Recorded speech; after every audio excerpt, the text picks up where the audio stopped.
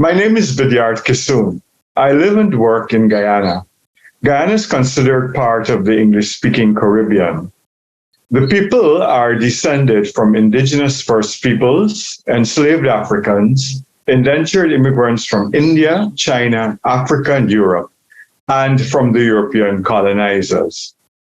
In 1995, Help and Shelter, an organization in Guyana, advertised for volunteers to support its work in Guyana. Help and Shelter provided the space for me to learn and to engage on gender-based violence and child protection.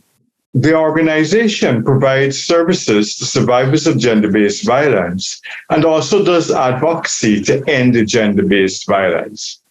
I trained as a volunteer frontline counselor and then in public education. In 1997, I tried my one and only attempt at organizing men against violence against women. Help and Shelter placed an advertisement. Some men came to the first meeting. There were so many perspectives, including from men who thought women were to blame for the violence. The numbers of men dwindled down within a few months. Some of the men, including one pastor, continued speaking out in their own spheres. And I think some men now speak from time to time or on social media, like they click link or they share links, but they do not actively engage on prevention of gender-based violence. Andai was one of the leaders in the women's movement. She had a column in the newspapers. She asked me to write a column in the newspapers in 1997. And in that column, Andai named me as a man who is actively working against male violence against women.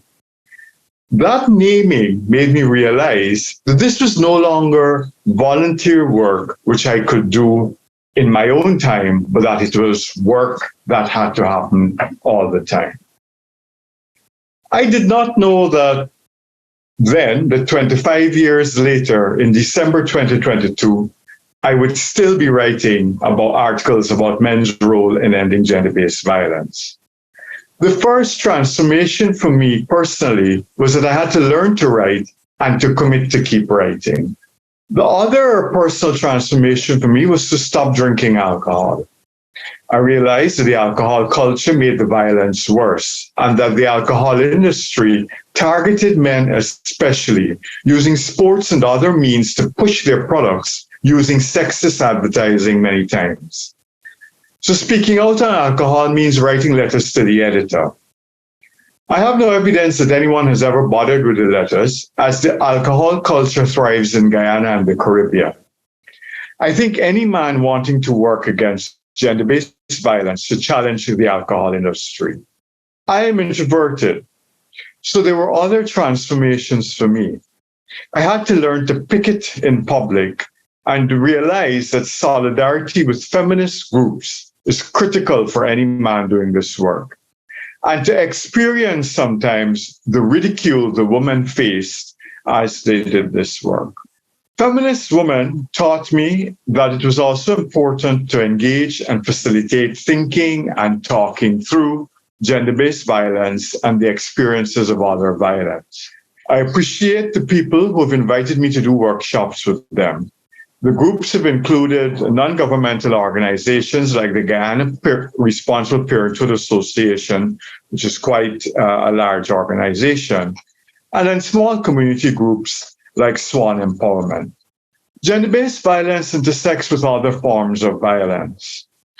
In Guyana, we try to say that we have to stop beating children as a form of discipline as we work on dealing with gender-based violence. In April 2023, the organizers of the Caribbean Women for Climate Justice Conference invited me to speak on a panel. This was the first time that I am engaging with climate justice in gender-based violence. Any man who wants to work on gender-based violence has to understand the other oppressions, the intersectionality, the forms of violence, including the violence to the environment. And the last thing is, I realize that self-care is now really important as we deal with these overwhelming challenges. Congratulations to all of the men and young men who are going to take this work on and move forward.